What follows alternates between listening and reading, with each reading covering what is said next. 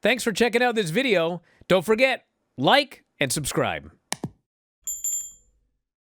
The one time it felt like a tape show was the opening segment where Liv and Raquel come out, and then Nia, Tiffany, and Candice come out, and Io Sky runs down, and Jade and Bianca, and we got this giant brawl, and then it ends up being 5-on-4, and then Rhea's music hits, and she runs down, screams WarGames, headbutts Liv with the mask, giant brawl breaks out. So that's the WarGames match, you've been figured out already.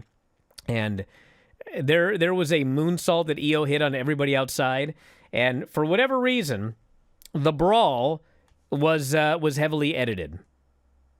Now, I got to ask a question to somebody in the chat here because I hear this crap all the time, and it's just... LH3310, do you actually watch WWE? I know he's going to lie and say yes, okay? But I know that the answer is actually no, because he's saying that he hates taped Raws because of the fake crowd noise.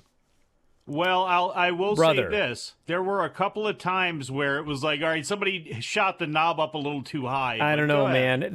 That show last night, I mean, there were segments where that place was dead. Because we're at hour 3 and 4 of a taping, and there was no piped-in crowd noise. It was just dead.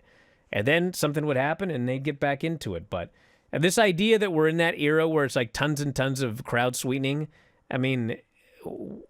What, they piped in a dead crowd? Okay. Well, the thing is, too, they do it seemingly for the entrances a lot, is where it seems to be the most obvious where somebody, even a lay person, can hear it. But if there's chants during the show, they're going to take those out, and that's not something that benefits them either. It's like, why? Yeah, but they take out chants on a live show, too. They just turn the volume off. I know that, but sometimes they'll... Look, when you watch... the highlights of Raw on WWE.com, like, there will be times where air is taken out, and that's what it sounds like they do for some of these tape shows, is whatever they do for social media when it goes up there, when they have to blank something out, they just do that same thing for the tape shows. It's one of those things where if you heard it on WWE.com, you would know what I'm talking about. Well, this is an example here. Ray and Zelina versus Ivy and Gable. They did a hot tag to Zelina early. And, like, where was the crowd sweetening, dude? This crowd, it was the coldest hot tag. She gets that hot tag, and it's just silence. And she's run wild. And then they cut her off for a while. And then she tags in Rey Mysterio Jr. And the crowd came to life for that guy. And he made his big comeback, 619. And he ends up hitting the springboard splash, and he gets the pin on Gable. And it felt You're like... trying to fool the people, not insult their intelligence, Brian. It felt like just a match or whatever. But then the post-match was so weird. American Made goes to help up Gable, and he gets really mad. Yeah. And he starts screaming at the Creeds, "I'm not a loser." And he slaps Julius across the face. He slaps him across the face again. Brutus starts laughing that his brother got slapped. So Julius starts... shoving his brother, and then Chad just grabs them both and he hugs him and he goes, "That's what I'm talking about." And they left together. Yeah. I was like, that was just weird.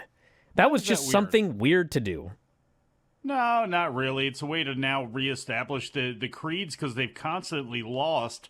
So now you have something where Gable's been doing nothing. Let's do something with this group. And he's got these two knuckleheads here that will beat up each other. Now you got to turn that on and beat up these other people on the roster, like the Viking Raiders, who that seems to be possibly a good combination there.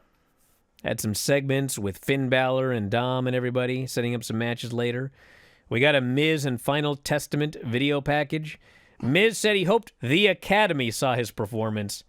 He said this would be the jumpstart to Marine 7, and then he calmly says, "Maybe this could be Tarantino's last film." I will not lie. I howled at that line. Quentin Tarantino's final film will be the Marine 7 with Mike Mizanin. Did you guys know that? Yeah. It's not going to be. Thank you for watching. Make sure you subscribe to the channel and click that notify button, and you'll never miss a video again.